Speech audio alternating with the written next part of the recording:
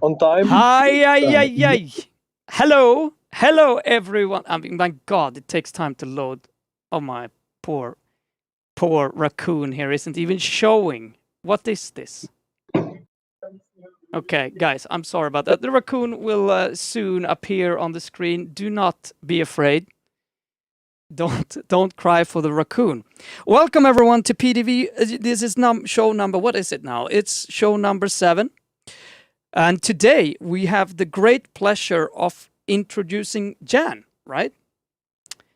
From the Czech Pirates. Yes. Hello. Yeah. Welcome. So how are you today, Jan? I'm not yet cold, but it starts to get cold here in Czech Republic because it's windy and weather is changing. And it's midweek, so there are 2 more working days ahead. I'm on a project in a metal casting factory, and so I'm enjoying windy evening with you from Sweden and from other parts of Europe. Currently, my roommate, or let's say housemate, because we have several houses here on farm, he brought me a pizza, so hopefully it won't get cold before we finish here. It's probably gonna get cold. So eat while we do this, man. Like I said, and all of you know this, we have no rules. I don't want to eat in the middle of a discussion. It's rude. If we're lucky, Kingland's Chinese girlfriend will call him in the middle of the stream and yell on him in Chinese. It's real funny to listen to. It's incredibly dangerous. Let's go into the discussion because, like we said, you're here from the Czech Pirate Party. The Czech Pirate Party is one of the most successful parties in Europe on the pirate side. Oh, yeah. You are currently 3 of the 4 MEPs are Czech, correct? 3, yes. Yeah, 3 of the 4 MEPs. One is from Germany. Exactly, and I mean the Czech started right after the Swedes, and as I understand, you've been running a lot of anti-corruption things. It was something with a bus that I have asked Mikuláš to possibly see in person when this Corona mess is over, because you have some interesting marketing ideas I would like to pirate.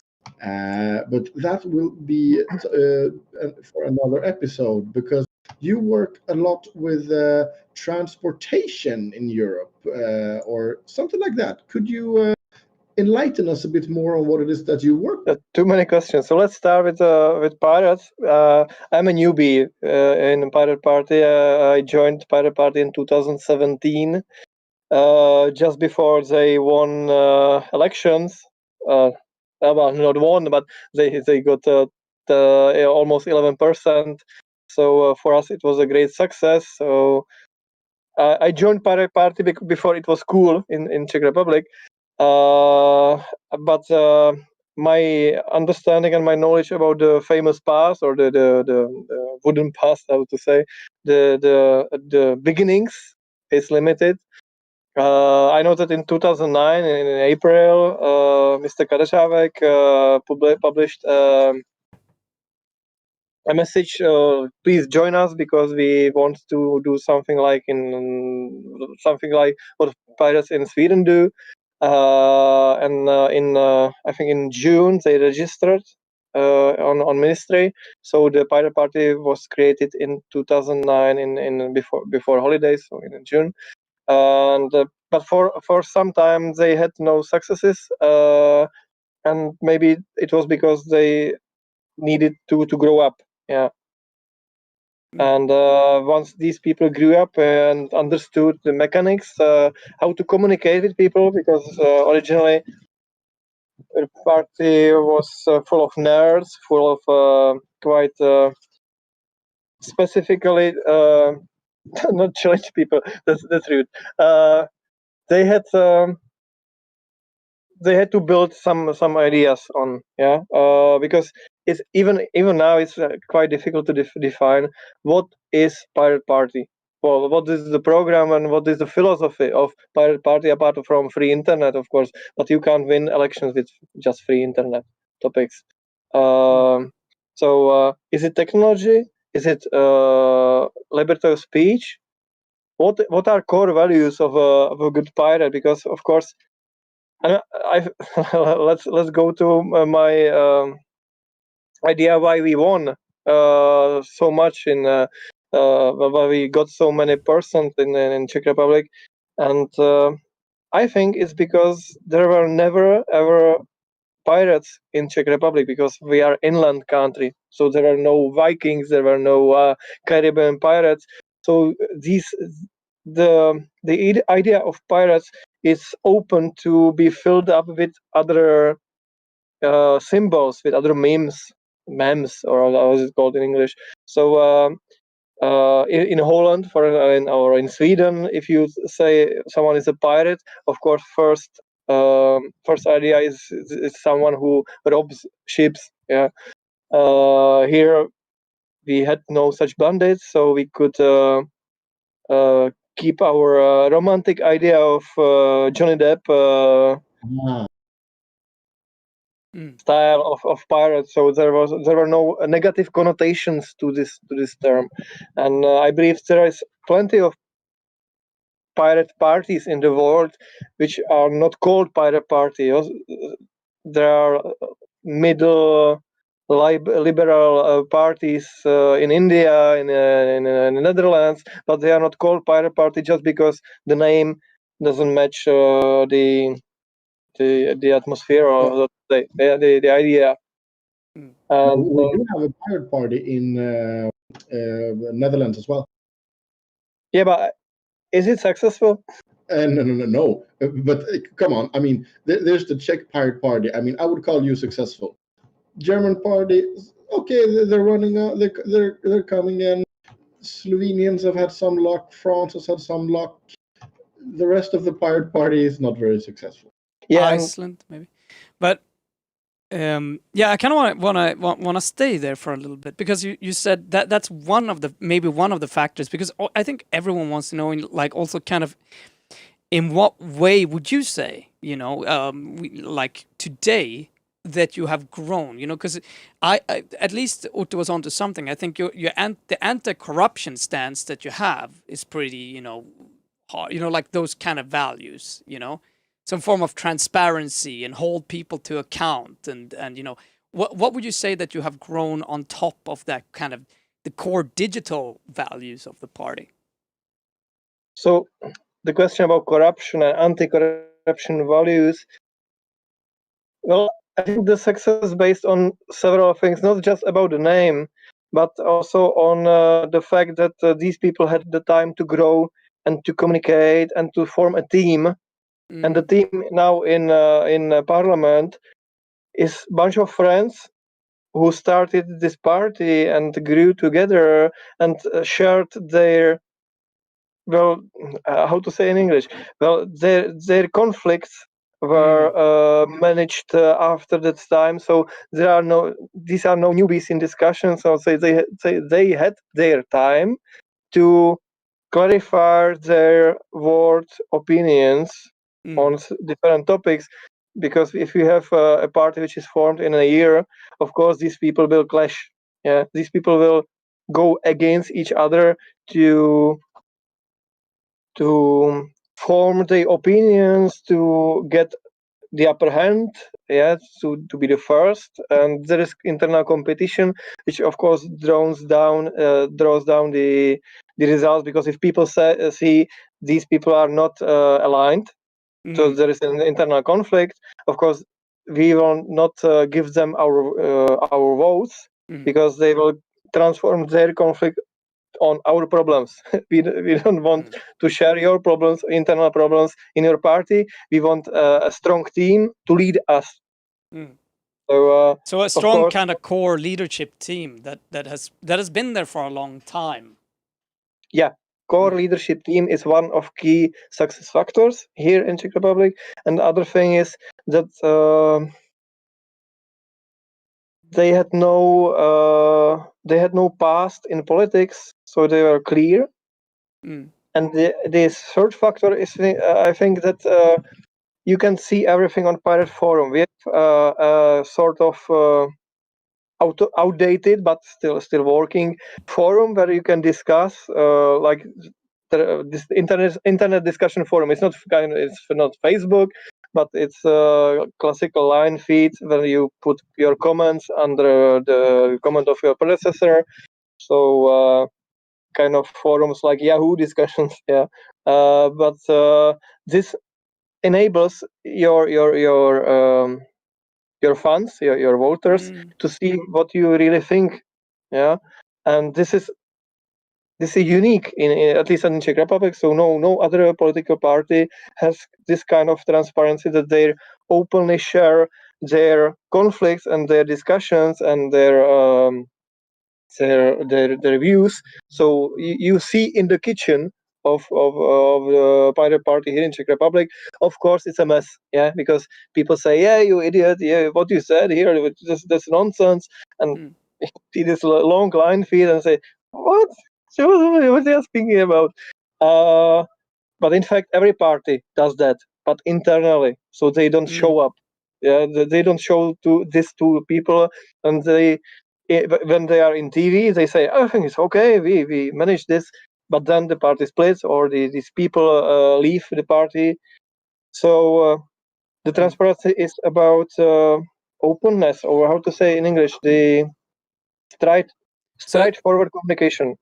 So you're essentially saying transparency, right? In the even in the kind of the internal communication, you have a forum where you actually have political discussions that and takes probably some stances and decisions from it to some regard, which are public to anyone to see.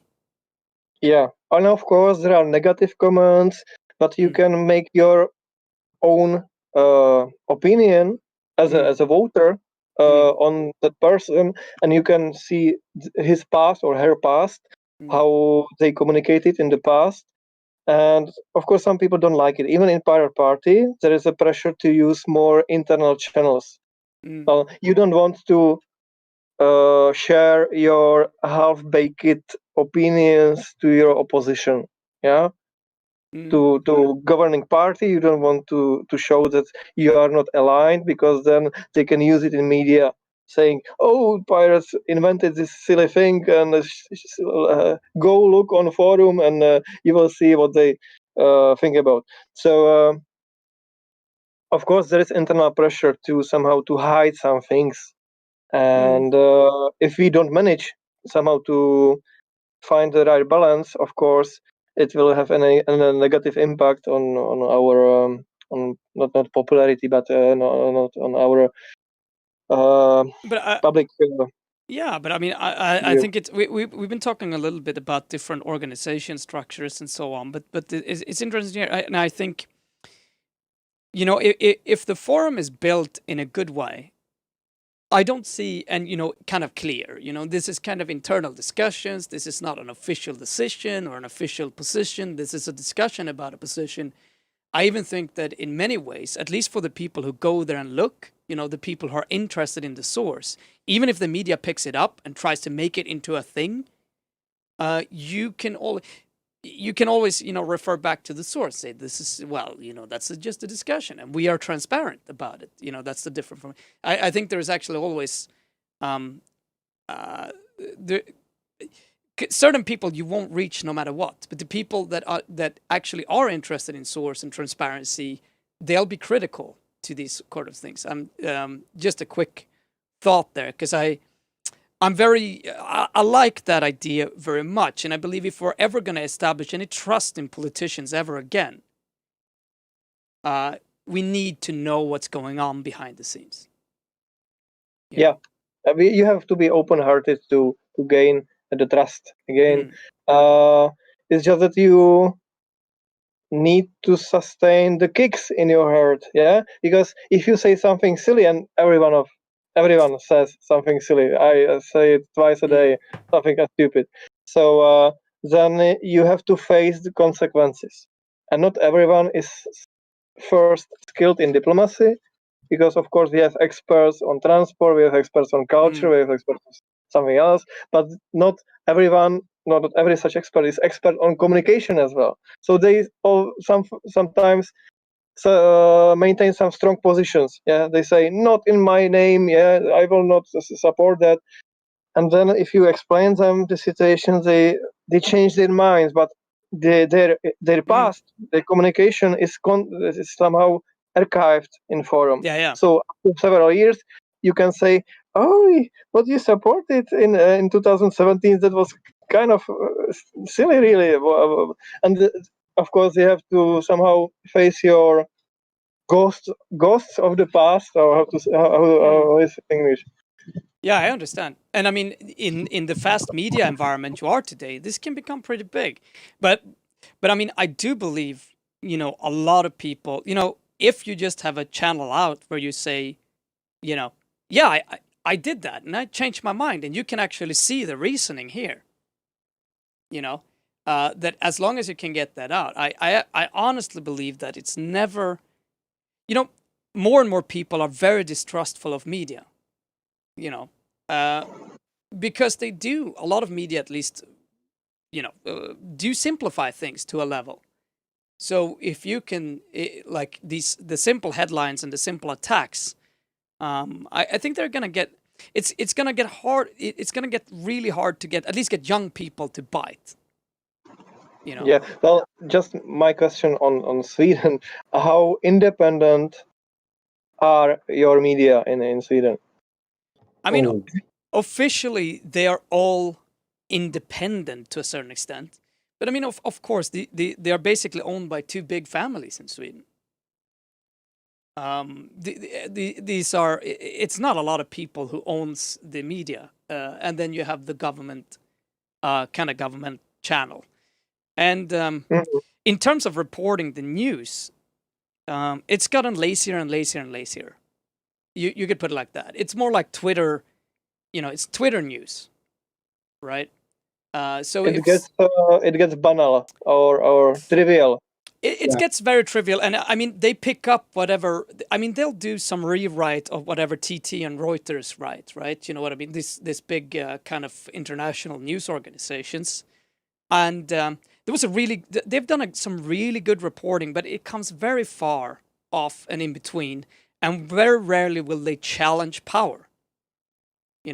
They will very rarely go in and dig into corruption, dig into deep issues. It will be like something quick, snappy, that they know that people will maybe get upset about or like, so they share it. And whenever they do something that starts to look like digging, whenever you notice that somebody with power set down the foot, it all died. It's all dead. Nobody's talking about it. Like zoot.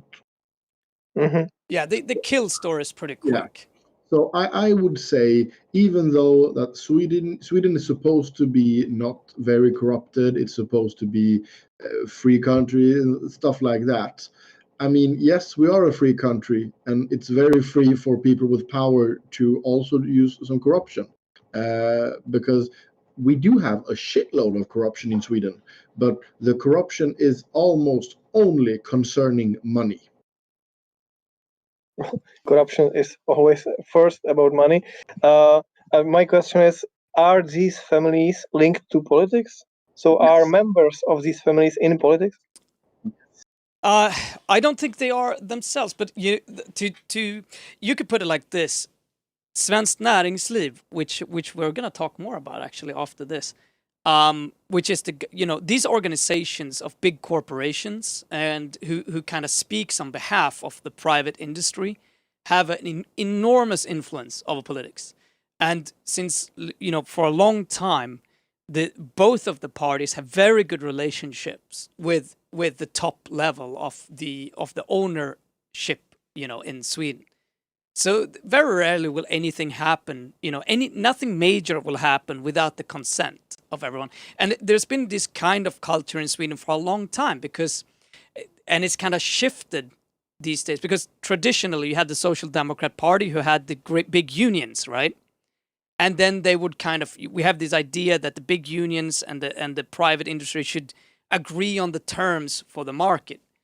unfortunately, the unions are not really representing a modern working class anymore at all. So you have a complete kind of shift in power, you could say. So I mean, the short and it's become very painfully clear, at least in Sweden during the Corona crisis. You know, who you protect, who you are working for, and you know where the politicians get job after is very clear. You know, they'll start working for Facebook, and they'll start working for Google. You know, they'll essentially start working for the people they had signed contracts with as politicians. So the corruption is pretty obvious if you know where to look in Sweden today. But I would say, you know, the general idea that, you know, Sweden is some form of a dreamland is kind of hard to kill, right? Mhm. Even among the population here in Sweden, you know, it's kind of like, I'd rather not know. Or you hope that you're also going to be a part of the you know, that elite that can capitalize on that sort of power or influence, right? Well, let's also speak about Czech Yeah. corruption, because I think majority of your listeners is from Sweden, so they know pretty well how it works. Yeah. So just to match your experience with our experience, so the origins of corruption in Czech Republic are of course, in socialist regime in the Soviet past, the Soviet satellite. So in 1989, with the starting shot, who had the advantages? Yeah, and the answer is these people who already had access to to some advantages, like members of secret police, the famous actors who could travel abroad. Of course, they had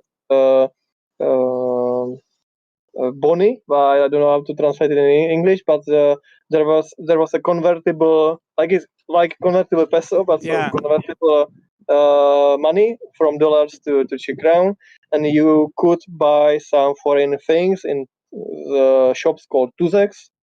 So people who got some hard cash, like dollars or other Western monies, they could buy more luxurious things. So you had this prominence of regime, and these of course had the advantage, and just from the beginning, to they knew capitalism. People inside the system didn't know how to build a company. Yeah, of course, because it was confiscated 40 years ago.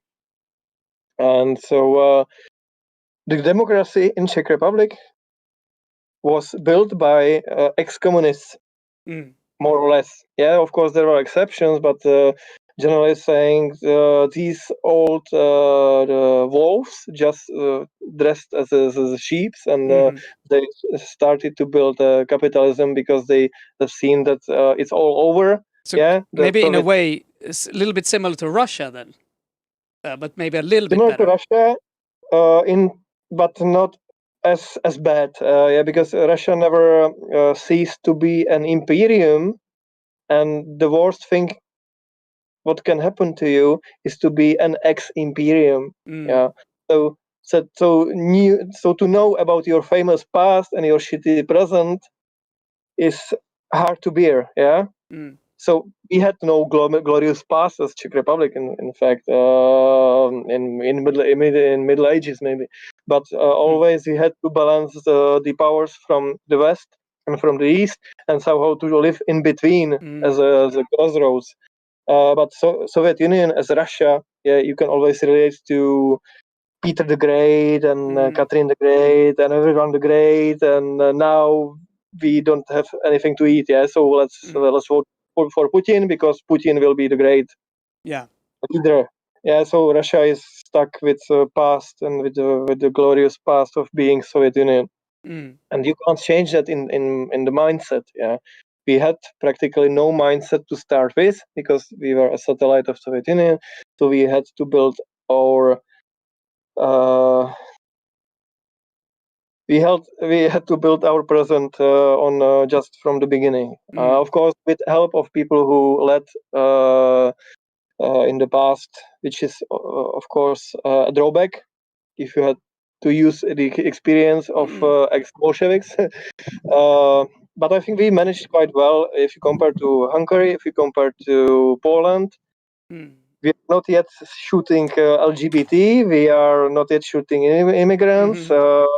We have just a bunch of dilettantes in government, not really bad guys, but guys who want to cover their corruption, which is somehow not comforting, saying that you have not a shot in the head, but just in leg.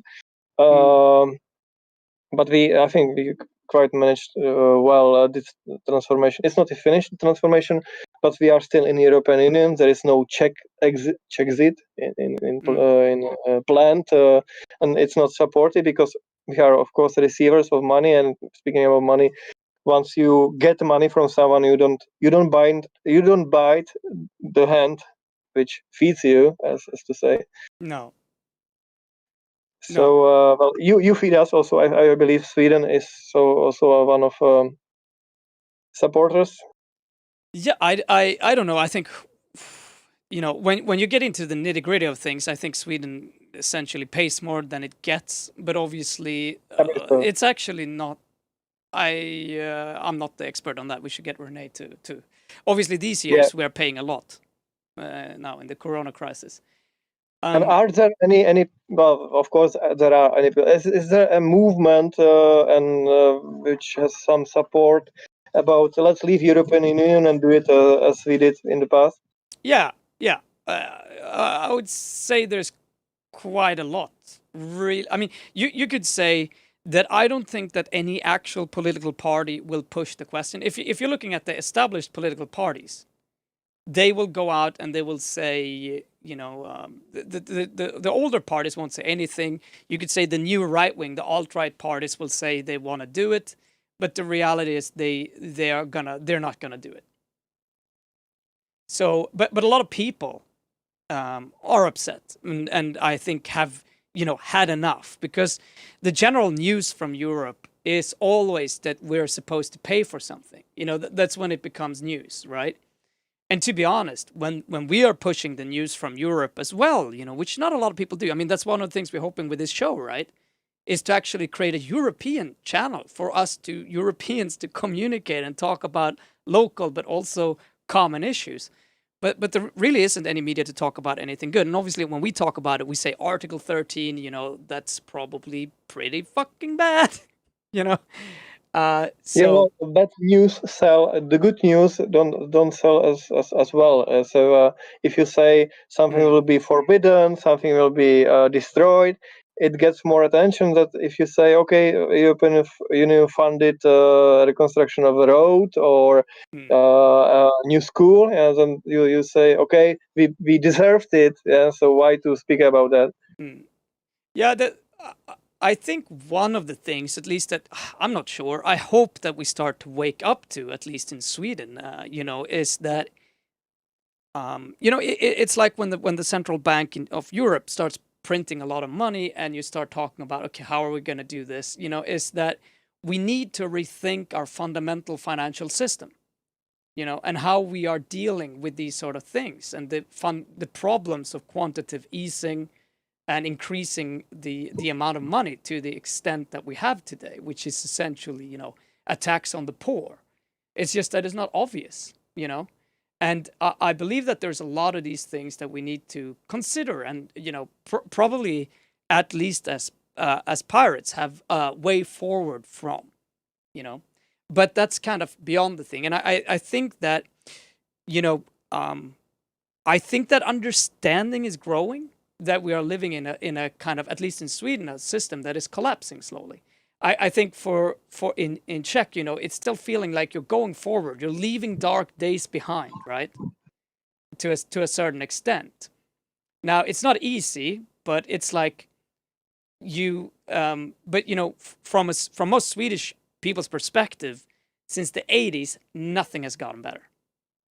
I can't speak for people as such, for people of Czech Republic, but I can say that many the older generation feels neglected. They didn't succeed in terms of personal satisfaction. Yeah, they have of course cars which they didn't have in socialist regime before 1989. They have houses, they have the material goods, but they don't have they are not happy. Yeah, and they are now thinking about why I am not happy. Yeah? And Mr. Babiš, our prime minister, he of course promises things, classic populist, yeah, nothing else. So he is promising things to deliver the happiness. Promising happiness is cheap. Yeah, you can always promise more money, more anything which is related to happiness in minds. But of course, this doesn't count with the sidebacks, the what you have to do for that to become happy. Yeah, so they are saying A and not saying the B. Like in infrastructure, I'm now switching to the topic I am quite well informed about. So if you build a railroad, it connects people. Yeah, it connects A to B. But of course, first you have to take the land from someone. Yeah, so once you construct the line, you will have to destroy properties. And you will of course to destroy some nature because, for example, the stone or for the track, you have to mine it. Yeah, you have to mine the iron. So there are of course some setbacks, some negative aspects of having a new railroad or new infrastructure or new houses. Yeah, so there are trade-offs. This is the right thing in English. So of course you never win on 100%. In politics, everything is a compromise. Yeah, you get something, you lose something else. And currently, well, not currently, but last years, this what you get is overwhelmingly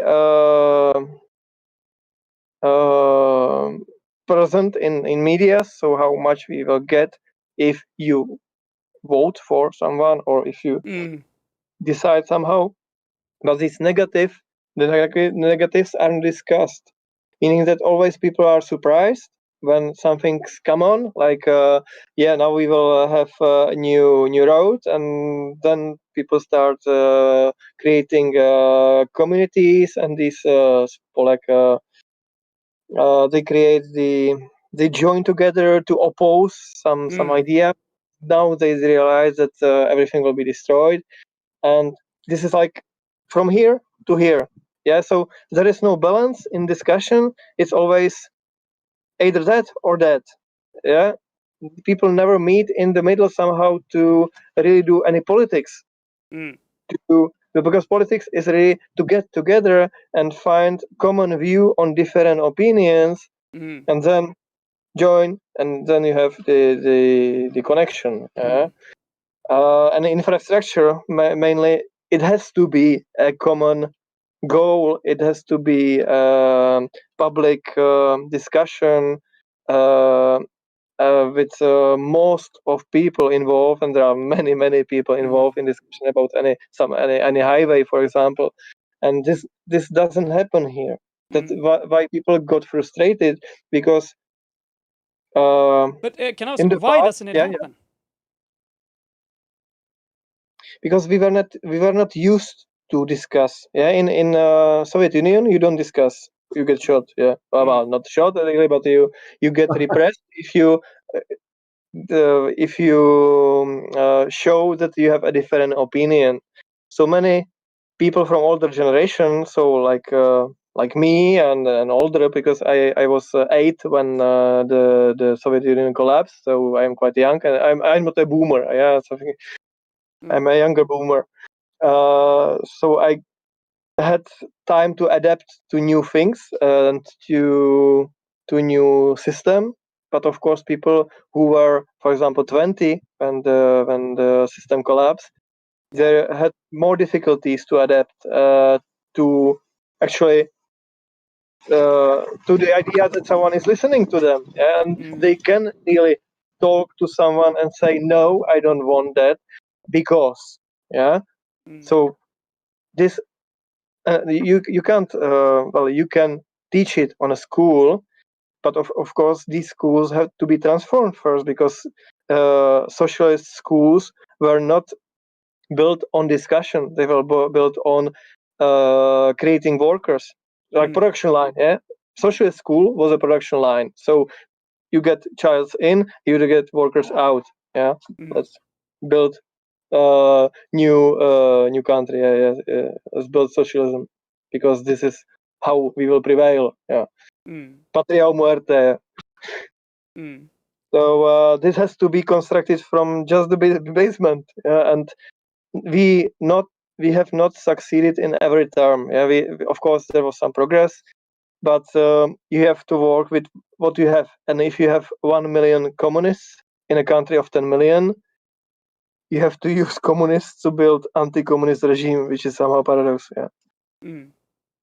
So you have to rely on people who actually believed in other values than are popular now.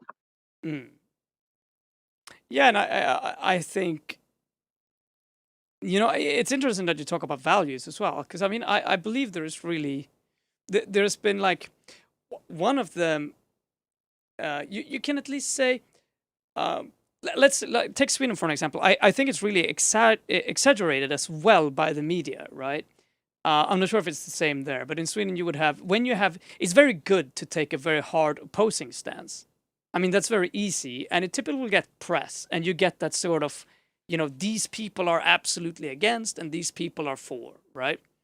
And it's very tedious to report on, you know, like doing a story about, you know, how you find common ground, and, you know, taking in both arguments and, you know, kind of evaluating them and thinking about a compromise.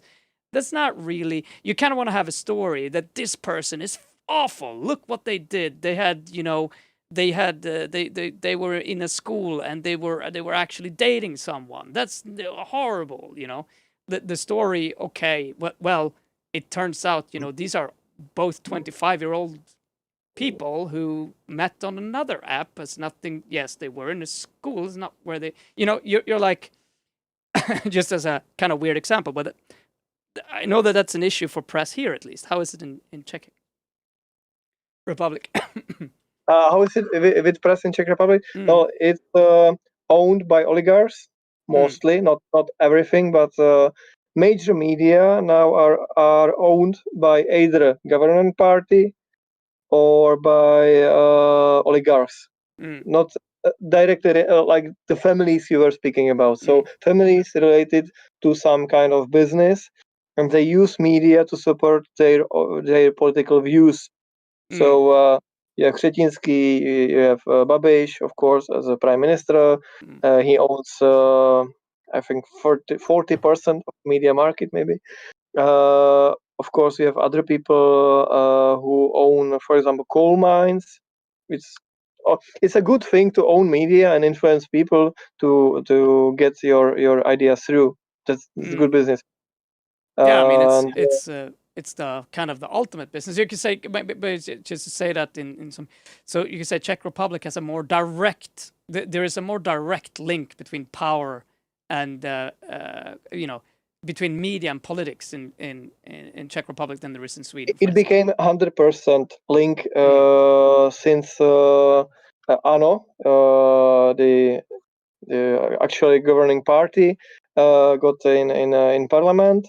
So it's one man party, in fact, yeah, because it's a villain and minions. It's not a democratic party. It's kind of Orban scheme. But fortunately, they are limited in power because of Senate, because of judges, because of remaining more or less independent media or other oligarchs. Because of course, if you are if you have money and you are not Babiš, you also want to somehow limit his power, because there are the cogs on the same field. Yeah. But it's oligarchy. Yeah, it's not democracy. It's oligarchs competing between each other, like on Ukraine. It's, again, I'm simplifying. Yeah? It's more It's not white and black, as I'm saying, but this is basic scheme. So Yeah. there are competing powers, but people are somehow left behind. Yeah, and Yeah. of course they can join sides. They can vote for Babiš. They can vote for parties supported by another oligarch. But I think there are not many parties left which have no oligarchs no big money behind. One of them is Pirate Party, of course. That's why we are discussing today here. And there are Greens, for example. To my surprise, Greens are almost non-existent in Czech Republic, and the role of the role of Pirates in Germany was taken over by Greens in Germany. They are strong there, so we are somehow Greens in Czech Republic. Apart from nuclear energy and some other minor topics, but in the European Parliament we work together pretty well. Yeah, I mean, it's fun when we talked about with the Finnish Pirates as well. I mean, that's what they've seen. Like even a lot of pirates moved to the Greens because the Greens have been able to take that digital question and in some countries they haven't been locked with a history. You know, like the Swedish Greens have been so opposed to nuclear power for so long and married to quite, what you would say, kind of. They have a hard time to so here it should have, but you're saying like in Czech Republic it's kind of like, we're taking their place essentially. Well, speaking about nuclear power, we don't have many options left because at least you have fast rivers like Norway. Maybe you have wind power because you have ocean, but we have no ocean. Yeah, we have no like big rivers. We have practically nothing. The solar power is quite shitty because we don't have so much sun here, and so we have to rely either on coal or on gas from Russia, or on nuclear energy. Of course, you can fill your fields instead of corn with solar panels, but it's not effective. And we have some sources of nuclear energy. But we can balance. I think the main thing in energetic question and energetic mix is about not to spend energy uselessly. If you drive a car each day and you are alone, you are wasting energy because you can move your ass to your work not using car usually, using a bus, a bike, a train, etc., etc. So this is the role of government to economize the energy spent on commuting. And this is my main political program now. I'm revealing to you. So this energetic laziness kind of thing. So what you can do with less effort in terms of energy spent, you should do that, and you should support that as a government. Yeah, absolutely. I mean, I think that's very important, and that it's kind of funny to me, also thinking and talking about that because, you say that, the official story in a way is that you have this rise of many populist parties, but in reality, in quite a lot of cases, it's actually, the old parties have been very, very, very populist, like you say. I mean, they've said anything for happiness, kind of feeding that narrative, not talking about the complex issues, not talking. If you take the Sweden. The Greens in Sweden, they've been saying no to nuclear for so long because they know it's a good position to have, and because it's a simple position, right? And it has maybe perhaps, if you go back to the 80s, maybe kind of made some form of sense, probably, to a certain extent. I mean, I can understand why people were afraid, specifically Chernobyl, I think it was 86, right? But not sure exactly when, but somewhere there. Chernobyl was a total fuck up with lack of control, lack of you have seen the series, and I think it's pretty good. So, but it's typical for populism, like you take that sort of accident and you capitalize on it politically, and then now there are populist parties because they say, hey, no, maybe we should have nuclear, like maybe we should review this statement, So I think it's kind of funny because you're in a way, kind of what you're also discussing is this complex issue. How do you actually explain that value trade-off, between, traveling by yourself and, all of that. Now we are hitting the nail. Yeah? How to explain complex issues to someone who has attention span of a goldfish, as we used to say. Yeah. While I'm working as project manager, I have to explain to CEOs what I want to sell them in 5 seconds because they have attention span of a goldfish. Same with voters, yeah, because they have to select between different parties, and almost no one will read your program because it has 18 pages and it's too long to go through all programs because you have like 10, 12, 11 parties. So how to, in 5 minutes, how to explain someone what you want to achieve? Politics should be based on facts because this is the only successful politics. Yeah, you can't promise things which are unrealistic because they will not materialize. Yeah, if you promise that everyone will get a car, you have to find money to buy everyone a car. But of course, you can spend some time giving people this Kool-Aid, if I'm using the American term, and giving them more candies as a promises for bright future. And in the meantime, you can do something else.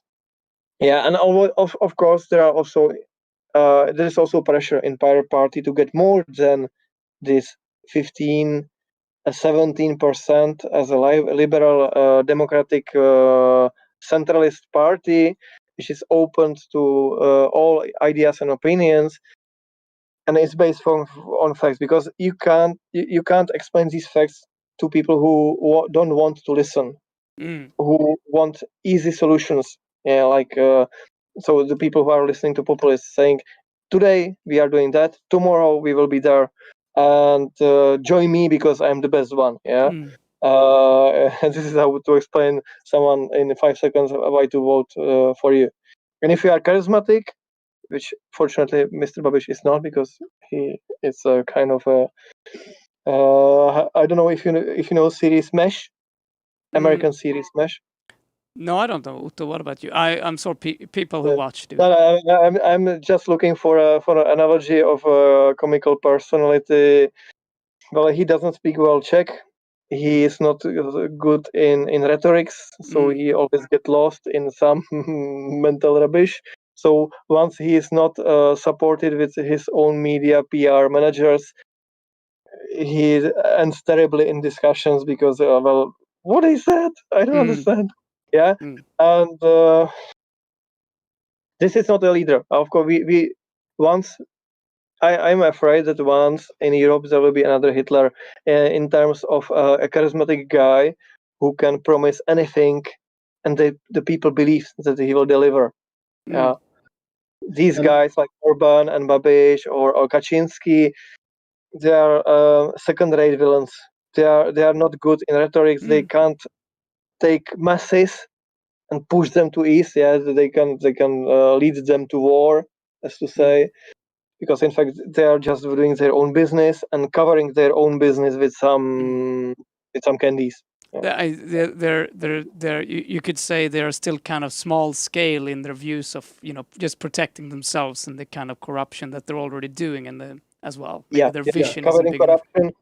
This is the main political program of all Visegrad, covering corruption. And in Slovakia, they have excellent Miss President, and the rest of government is quite whatever.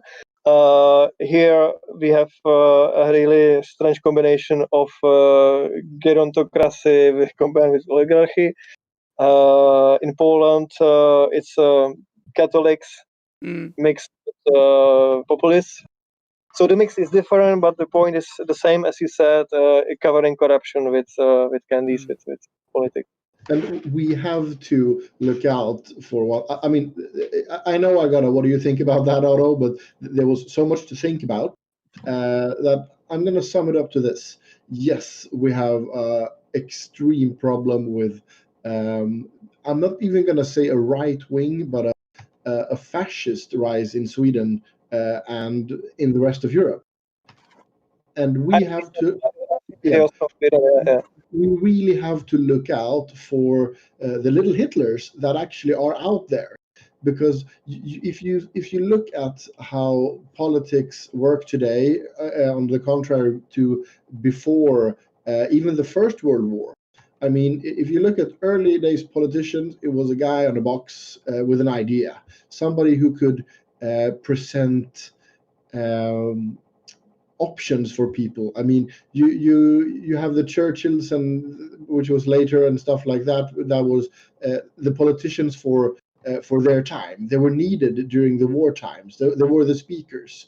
But we need to find our way back to the politicians that want to do something, rather than the politicians that just want to be politicians to help themselves. Then you are looking for statesmen, not politicians, but statesmen like the great, like Otto Bismarck. We of course can have objections against Otto Bismarck, but he united Germany, and this was kind of statesman, like personality, or the T.G. Masaryk in Czech Republic. I don't know your statesman in the past, but these people knew the price of their promises, how to say. Yeah, so they knew that there will be some trade-offs, and they accepted and embraced the idea that they will not be popular, or they might not be popular in first time, and they will be appreciated, exposed for their decision. I'm not really talking about the statesman, because the statesman, in my opinion, needs somebody to tell them what it is that they want to do, and we still need the politicians to work more of a marketing thing to gather the votes, because we need to vote for the current politician. But in Sweden, for example, the Social Democrats, who were the largest party for a very long time in Sweden, that recently has been shaken around. I mean, when they were founded on the ideas of having a 100-year-old plan. I mean, when they went into government today, they thought, what will happen with the things I do in 100 years? And I mean, today people don't even look beyond the next election. And we only have short-term solutions for everything. Nobody is thinking of the real future, except for plastic bags.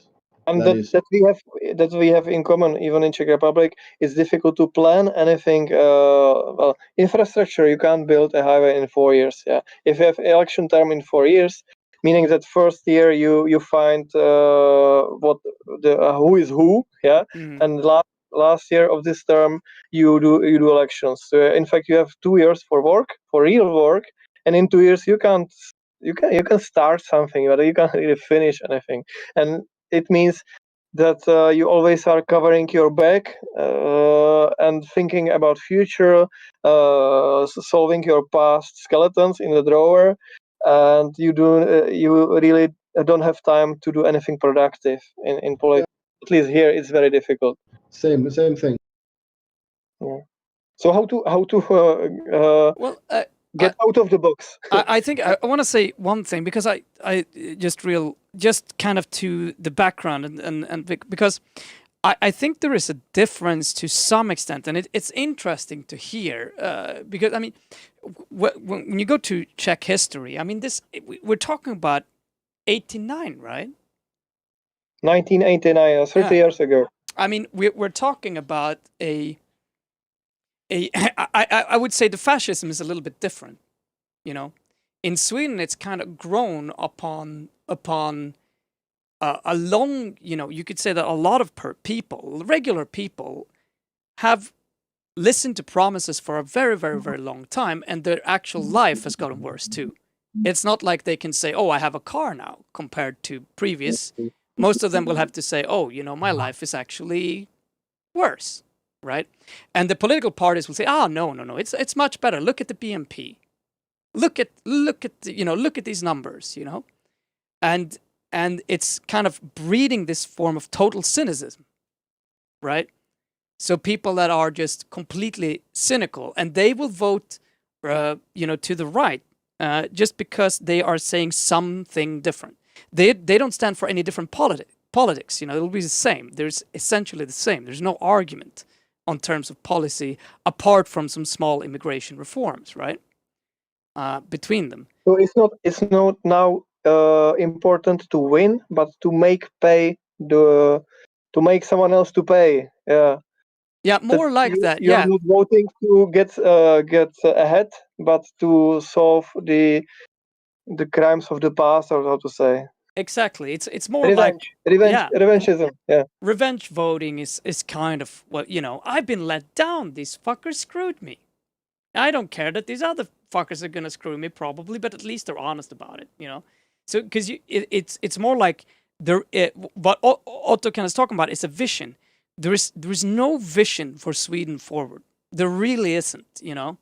It's like everyone has accepted that things are probably just slowly gonna get worse, and the market is the market, and I have to do whatever the market tells me to do, and even if like there's no alternative way, or there is no way to kind of if there's a huge company screwing with you or a government agency, that's just the way it is. If it's corrupt, it's the way it is. You somehow feel the emptiness of the mental space. How to say, there is. How many people believe in Sweden? Do majority go to church, or do they have some common values at least? I think there's quite a lot of common values, but obviously, I mean, as you could expect. Now, I don't think we have a particularly large immigrant population, but obviously over the years it grows, and then you will have a lot of minorities who have different values, who come from different traditions, have different backgrounds, and will think in very different ways, which could be a great strength to Sweden if we ever let them in. Sure. But they are essentially living in the same places, in the same suburbs, where where it also makes it really easy for right-wing parties to point at them and say, oh, look, there was some bad shit happening there. Oh, look, the police don't dare to go inside that neighborhood. Or, like kind of hyperbole, right? Because most Swedish people still, particularly on the countryside, they don't really meet a lot of immigrants. So it's very easy to kind of paint the picture as well. Do immigrants in Sweden live in some kinds of ghettos? No. So they concentrate in some suburbs or some kind of enclosed areas? Ghettos is a really bad word to use there. I mean, but they do live in the poorer, kind of, you could say in the 70s, I think it was, we had something called the Million program, which was we were going to build houses for 1 million people, which is a great idea. But obviously not very popular. They were outside of the cities. They all normally have subways. And people moved in there, of course, because we needed housing. But they didn't really turn out, let's say, beautiful. It's kind of the concrete jungle kind of places, right? It was modern. Yeah, we have these houses, concrete blocks. By the way, we copied the concrete houses from you. I think the idea was brought. I'm so sorry. Not very sexy. But I mean, I spent my childhood in one of them. It's not bad compared to. So if you take suburban satellites like the ones in Britain, or it's spreading across the Europe. It's really rubbish. I call it a Klondike, because you get a plot for a tiny house, and you spend your whole lives paying the mortgage for that house. Yeah. And your kids won't spend the time with you there because they will feel enclosed between other similar houses, and you don't have anything there. You don't have school, you don't have playgrounds, you don't have nature, because everywhere there are these tiny houses you have to support, and the infrastructure is also bad because I mean these houses are spread across the country. So if you want to build one single bus stop, then people will have to go there 500 yards or 500 meters, and it's ineffective. This is an effective way how to manage a country, to let not to let people, but to infect the countryside with houses which don't have added value.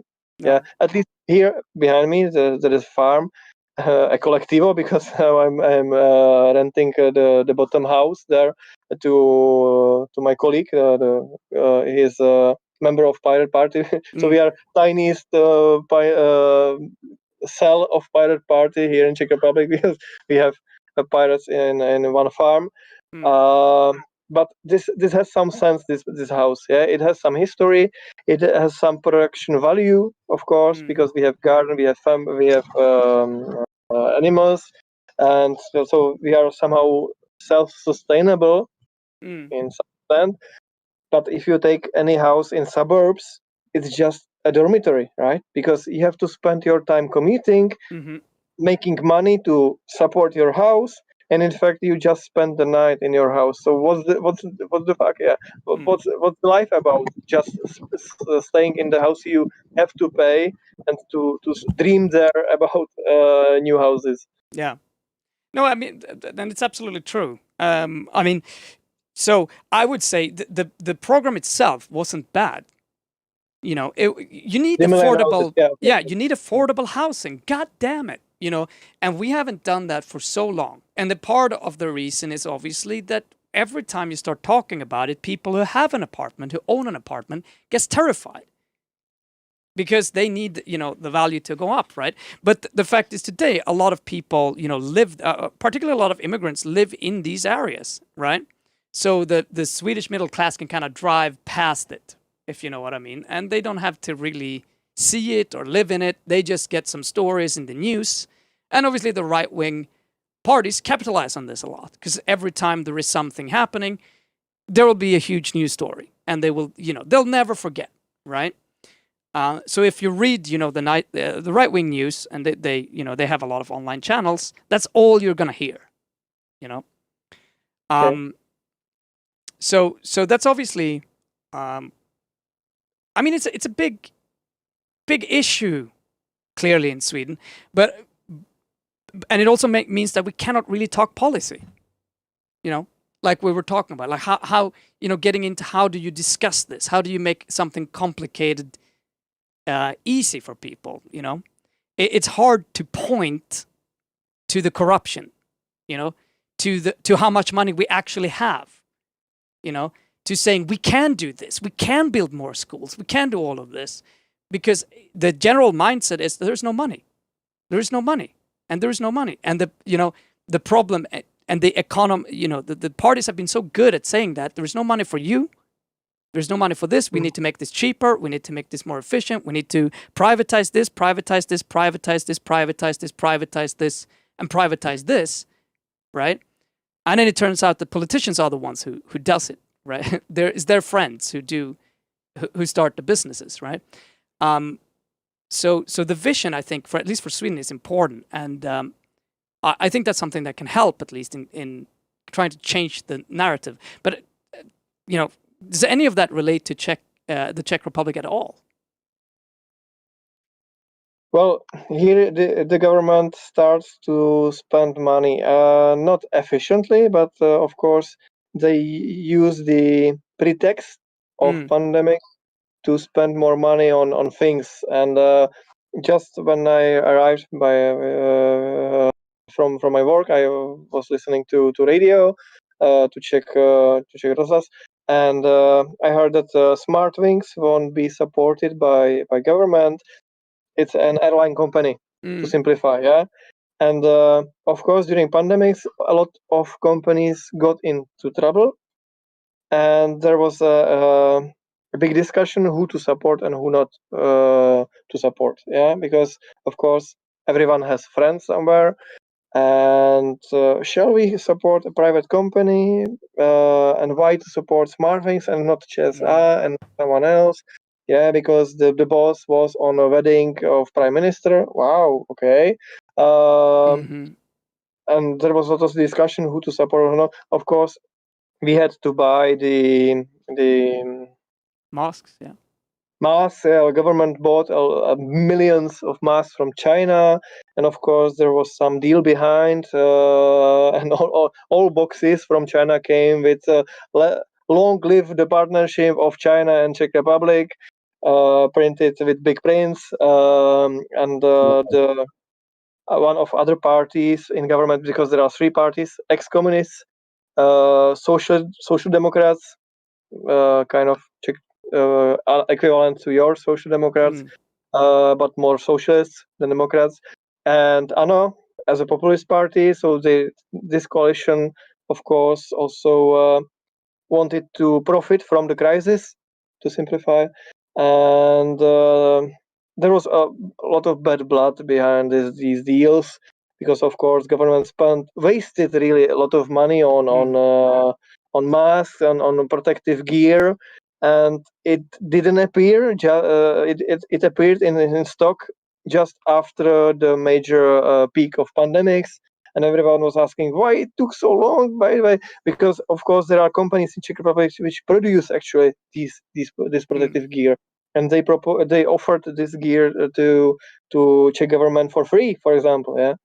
And they said no, it's not good enough. Yeah, we will buy from China because because reasons.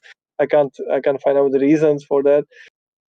And yeah, I would love it if now politicians started talking like that. Just because reasons. At least it would be honest, more honest than making up shit lies. Like it's like, no, dude, that's not true. Yeah. Now again, because reasons, they want to inject half a billion. No, not a half a billion. Half a trillion crowns, in fact, in American terms, to revive Czech economy. But again, it's not really transparent where this money will go to. Where does the money come from? Well, they will borrow, increasing the debt. Yeah, because we have something that's for 35% of national debt compared to HDP. But you will back it up through your reserve, I guess. I mean, most Western countries, you increase your debt level, but the private buyer of the debt, they will just be getting cash from the money printing machine, so to speak. Yeah. So maybe we are not in eurozone. Yeah, I think you know it, but maybe not all our listeners know that we don't have euro in Czech Republic, meaning that we are not binded so tightly with the rules of central European Bank, of course. So we can do these tricks to. Well, I mean, Europe does it too, to be honest. Sorry? Europe is doing the same thing, to be honest, on a larger scale. But I mean, does the general public, in Czech Republic, understand what happens when you do that? I mean, do they know that it's essentially kind of it's making their savings less worth, essentially? I mean, is it an understanding that it's kind of a tax on the people who are poorest in the country? If you speak about majority of people, I don't think so, because they are focused more on present. So what will be on their next payslip? Yeah, so they are looking to next month, not to next 10 years, and that's also why it's very difficult to persuade them to invest in infrastructure or to change their mindset in infrastructure, because about the Green Deal now in Europe, and that we should now more invest in rail and in more energy efficient transport. But of course, people here are in socialism. Everyone was traveling by train, and just prominence used car. And now, last 30 years, all people who could afford that, and even people who couldn't afford that, bought cars. And now we should go back, that everyone will commute by train. Famous stuff, yeah. So people are not really into doing more changing in long-term investments, because they are now focused on their immediate happiness. And it's related to media, it's related to how marketing works, that we want instant happiness. Yeah, it's hard. I mean, it's incredibly hard to get around. And I think, I think all pirates, regardless of where we are, can kind of feel that pain, to a certain extent. At least I feel like in Sweden, if there was a vision for the future, a lot of people, saying, okay, we need basic income. We need this and this and this. We have the money. The money is there. Sweden have an enormous amount of money. It's just that it's leaking out of the country each and every day, for instance, Sweden printed quite a lot of money that went to big corporations that then took it out in profit to its Chinese owners, rewarded their, is that really how this is supposed to be handled,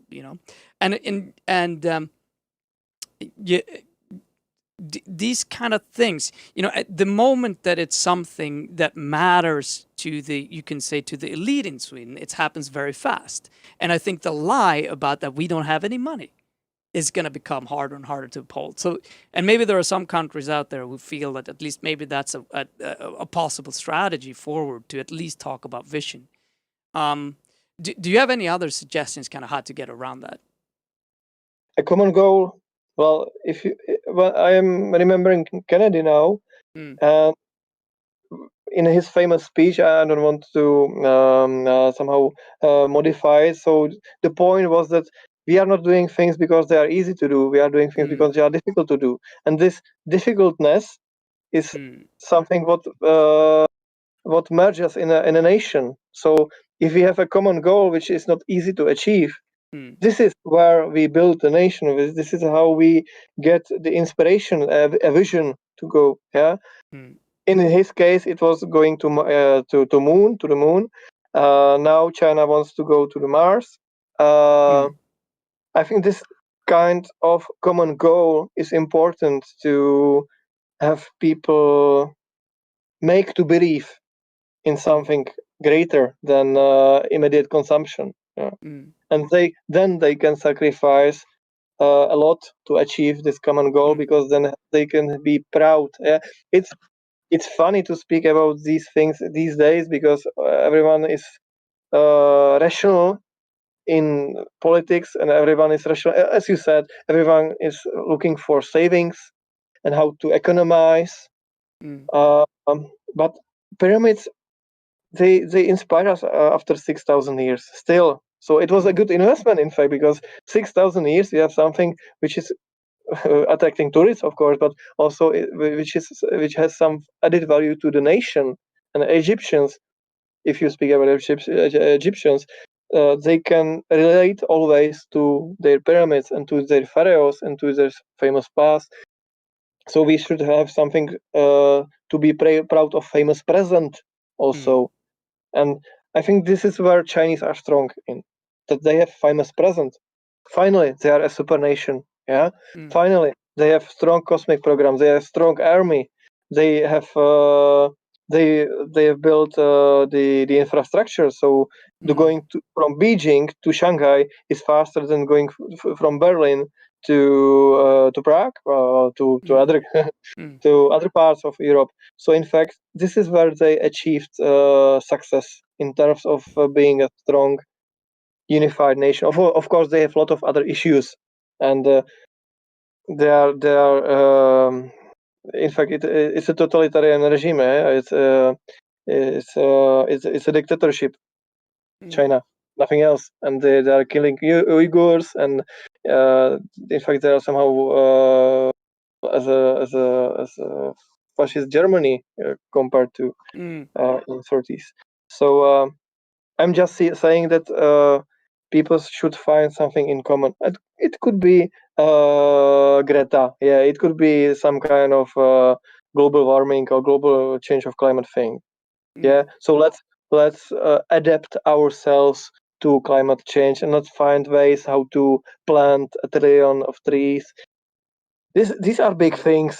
It's just it has to have some leader, and it has to have some ideas behind how to achieve it, and make people believe in it.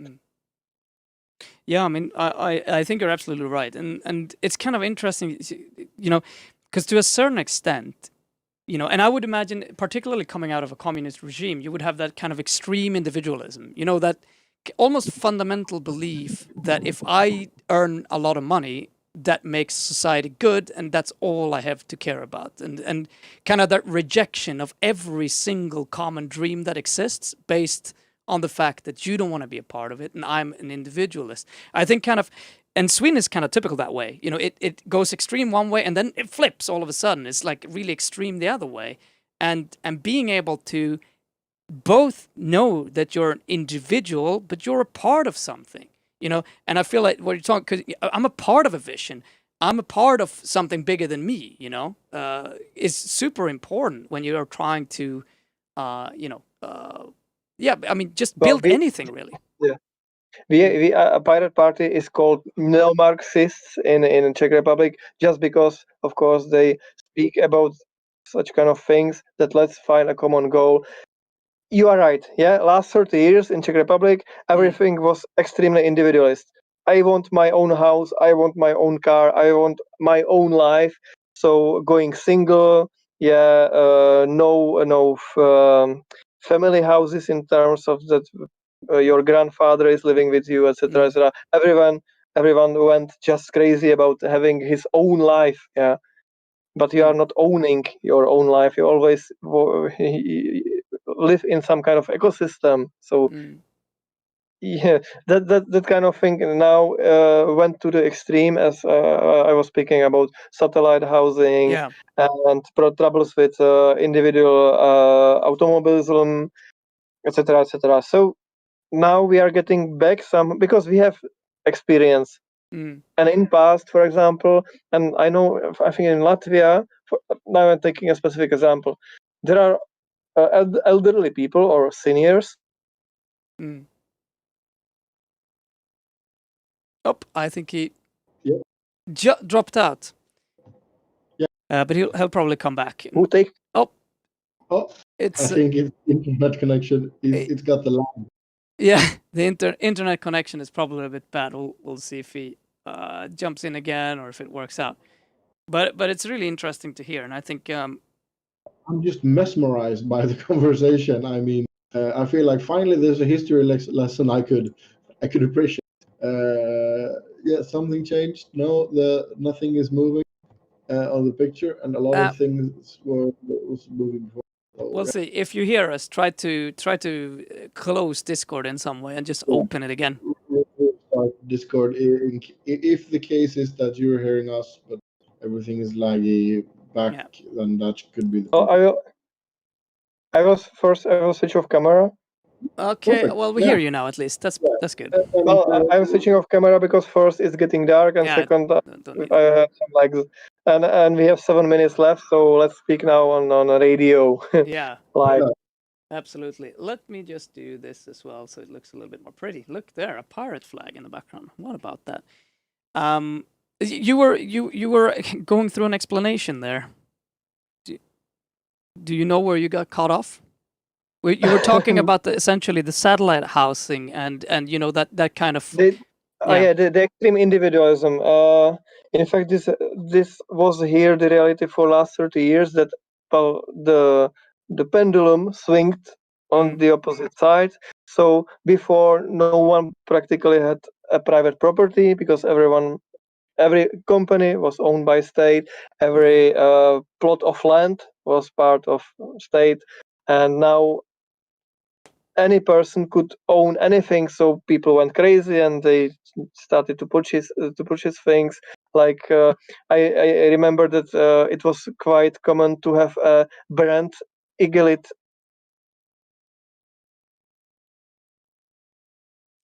What? Jumping back, yeah. Oh wait, come again.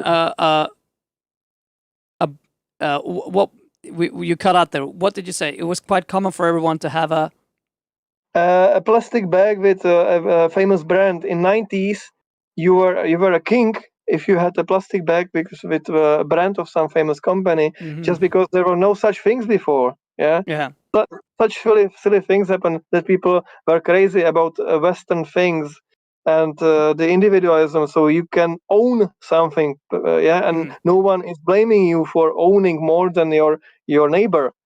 And of course, this had impacts to how our country works and how our country looks like today. Because of course there were people who could easily get these things from abroad, the smugglers, let's say, And these smugglers built up the economy of Czech Republic because they had access to these goods, and they were the first to create companies. Yeah. No, of course, everyone, but many of them. And these were wild 90s, it's called here. So people got killed in shootouts, like really in wild west. Yeah. Yeah. So we found several industrialists in in barrels, so in a dam.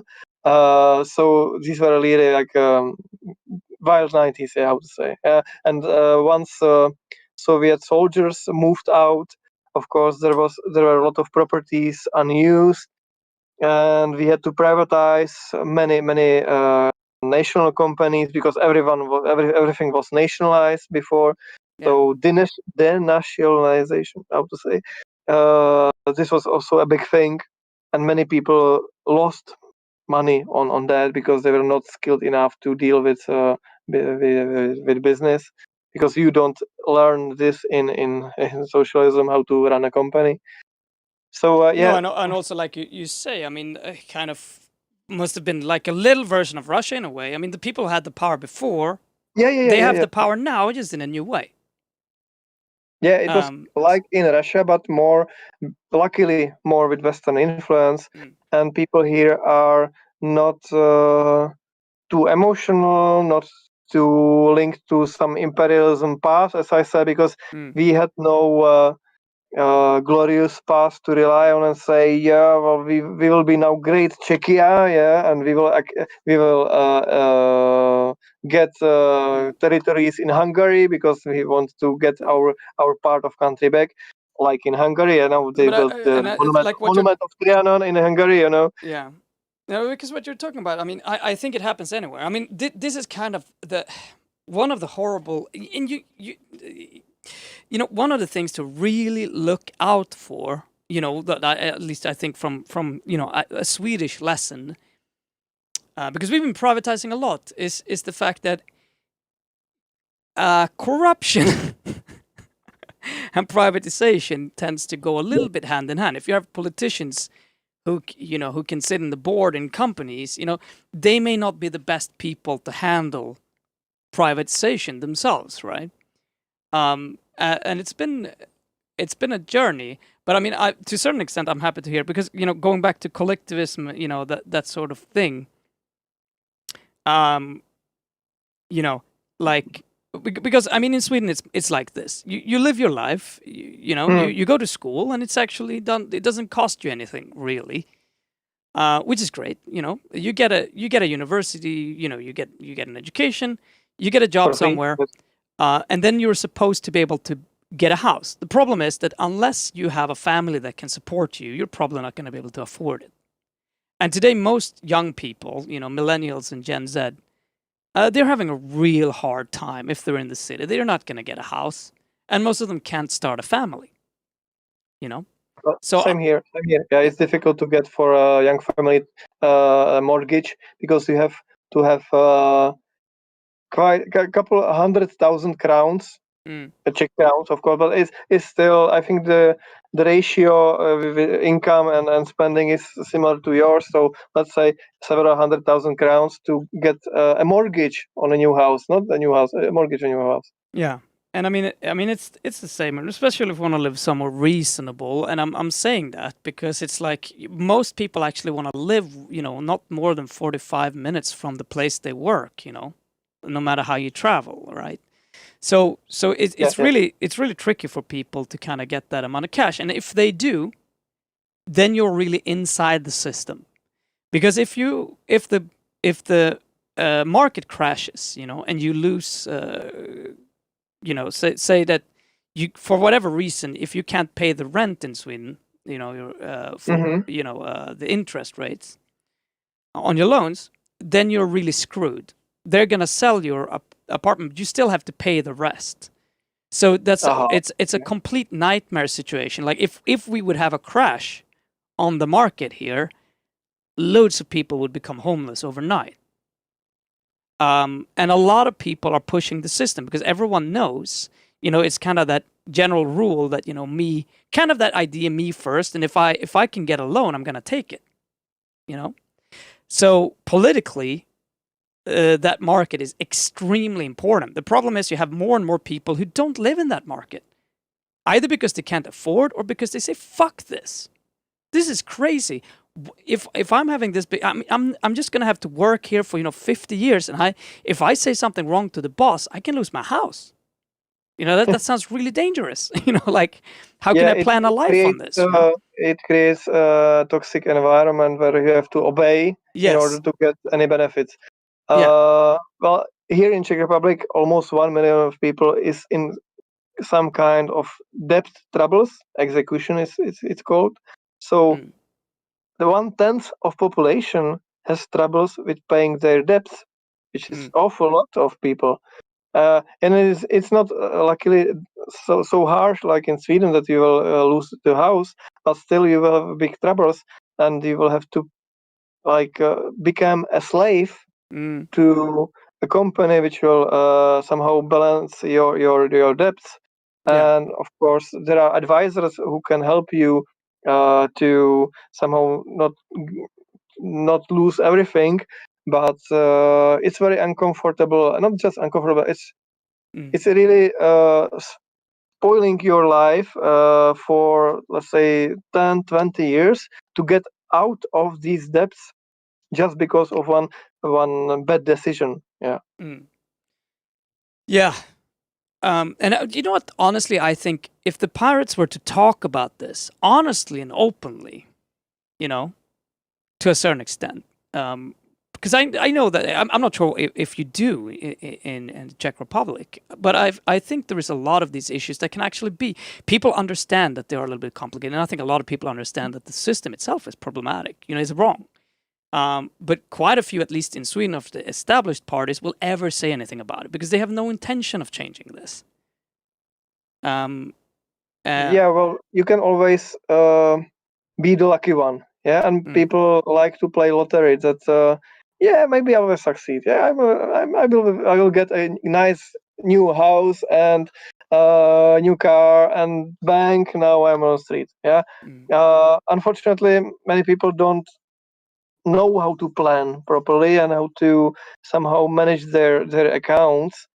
And and also a lot of people never even get the opportunity. You know, I can tell you that if you are born in one of the more troubled, you know, if you come from one of the less fortunate areas, you are fucked. You know, that's just from like the beginning you are fucked. Yes.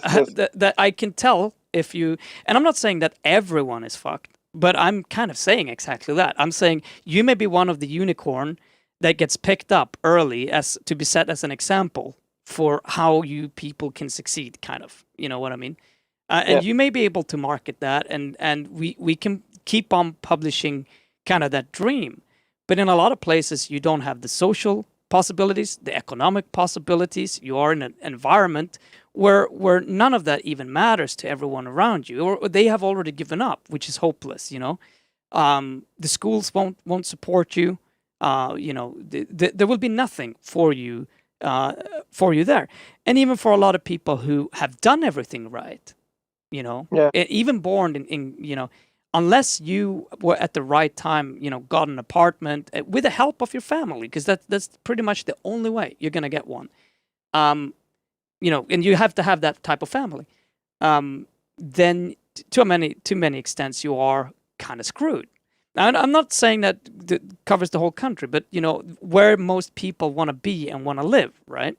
So you have that kind of reality that you have a generation of young people who are having it substantially worse than their parents. I agree. Yeah. If you are a gypsy in Czech Republic, you are fucked just from the beginning because you are a gypsy. And it's not that we are racist, that someone will, I mean, shoot them on street or something like that, extreme like in America, It's just that we have some kind of passive resistance against different people. And if you can avoid them, you avoid them. And system allows avoiding, that majority avoids gypsies. So they have blanketed them out. Is it correctly said in English?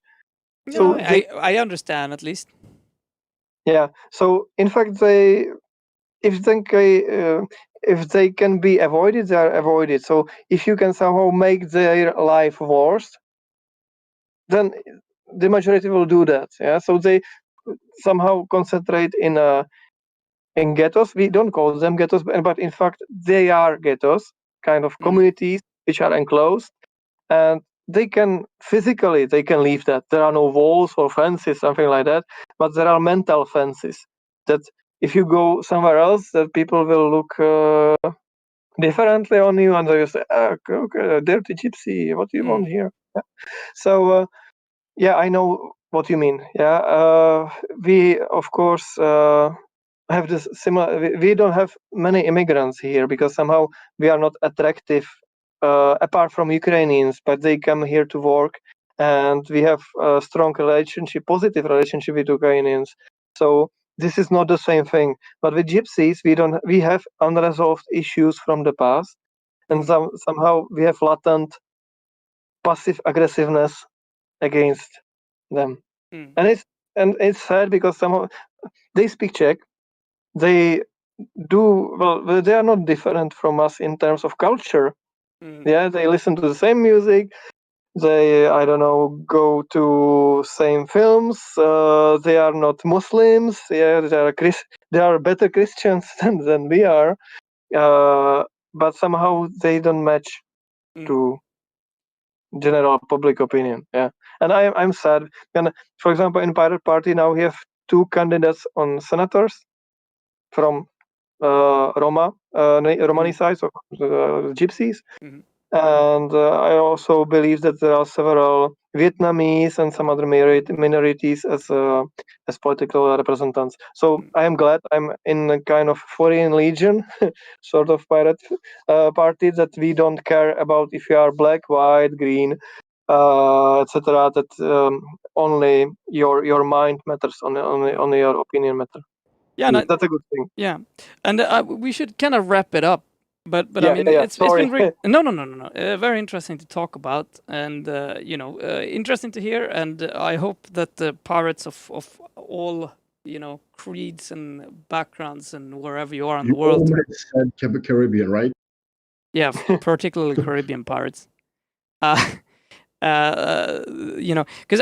I think there's some really key questions here that is important regardless where you are. And I think a lot of the challenges that the pirates will face now, and also the opportunities that will come, are similar.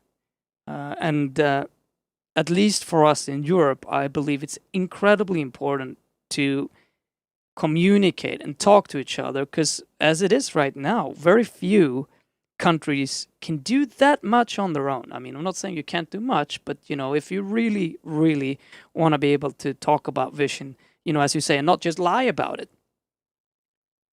we are going to have support from countries around us and from EU, from the central actor. But again, thank you so much.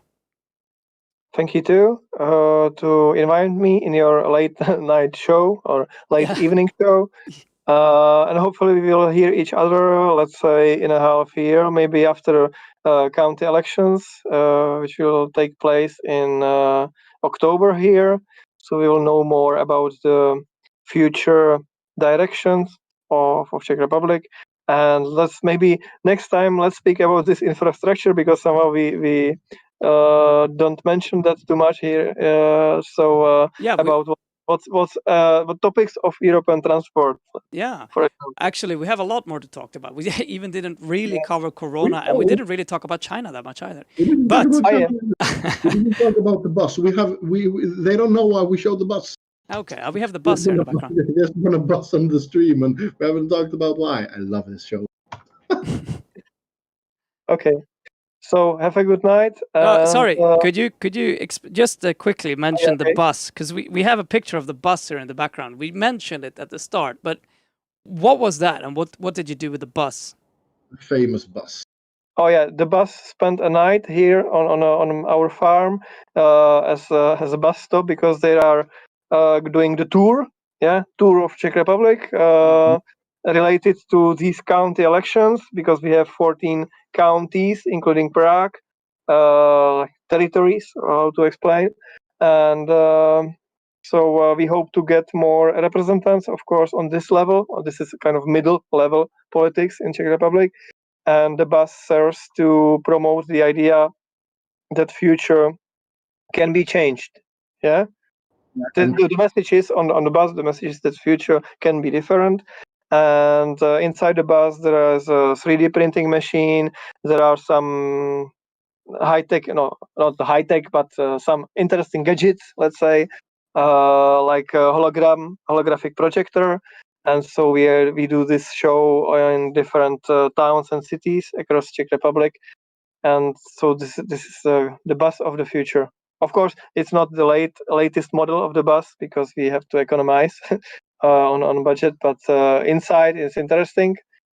And I think also the people who travel with the bus are interested enough to get the attention. The history of the bus is that the first time I heard about it, it was painted with a lot of corrupt politicians, and then driven and what their elected crimes, so to speak, were. Yeah. That was first bus. Yeah, that was the legendary bus. This one is a different one. This one is a newer one because the last one got broken. We use this bus as a billboard, in fact, because if you see it on the road, you immediately know that it's Pirates. So it's like big billboard going on the road, and so that we don't have to spend so much money on static billboards, because of course static billboards in Czech Republic are connected to media, and as we said before, media are somehow not politically neutral. So this is our mobile billboard, and in fact, in future, I hope we will get a train or an electric truck, because there are next elections to Parliament next year, and we want to make it big, and we want to be heard, because of course, state media or state related media will not give us voice. Yeah, so we want our own voice. Yeah.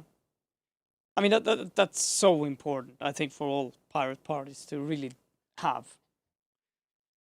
Kind of grow your own voice. So I think there is another person coming in, so I will fade out now, and I hope our listeners are not bored and will hear us.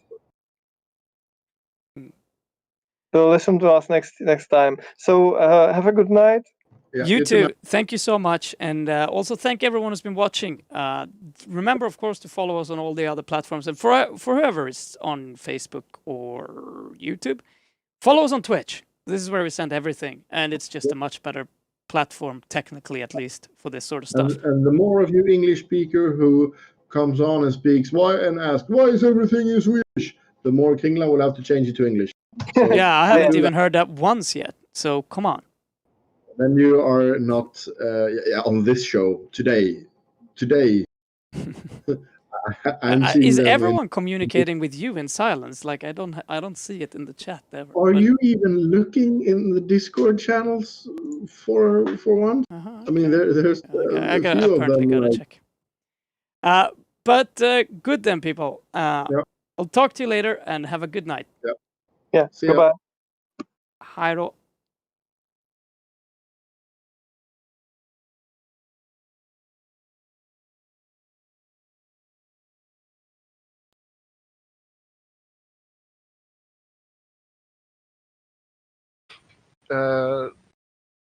Kuken ute. Nej, stoppa in den igen, Miss Midget, är du snäll.